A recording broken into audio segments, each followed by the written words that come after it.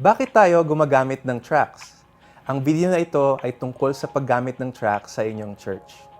Kung bago para sa iyo ang paggamit ng tracks, hindi ka pa nakakarinig ng click track, o di kaya ay gumagamit ka na ng tracks for a few weeks pero mas gusto mo pa matuto at malaman kung paano ito gawin ng mahusay at epektibo, ang video na ito ay para sa iyo.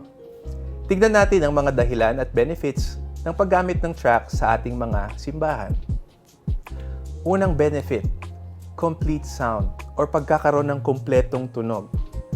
Ang ating congregation ay sanay makinig sa original na version ng mga kanta. Usually, kapag pinapakinggan natin ang mga kantang ito, ay buong-buo natin naririnig ang mga parts at elements. So, in our church, we want to lean into that same technology to complete that sound.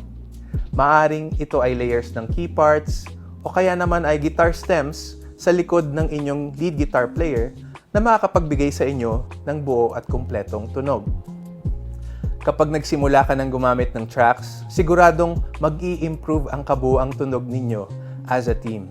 So completing your sound is one very good reason to start using tracks. Pangalawang dahilan or benefit, instrument replacement. Maybe you're a smaller team this season. Halimbawa ay walang mag-electric guitar sa team ninyo ngayong linggo. Well, now you can just unmute the electric guitar stem in playback and send that to your sound system at magiging buo na ulit ang inyong tunog. Ikatlo, automation.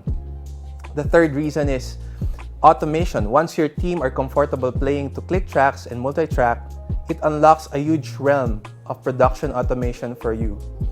Ang ibig sabihin nito ay pwede nating isabay sa tracks ang lyrics, pro presenter, at kahit ang lighting sa stage. Hindi na mahuhuli ang congregation sa pagsabay sa pagkanta dahil ang lyrics ay on time.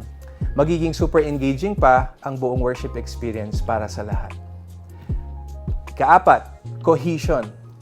Isa sa mahalagang resulta ng paggamit ng tracks ay magiging tight ang tugtugan ng banda natin.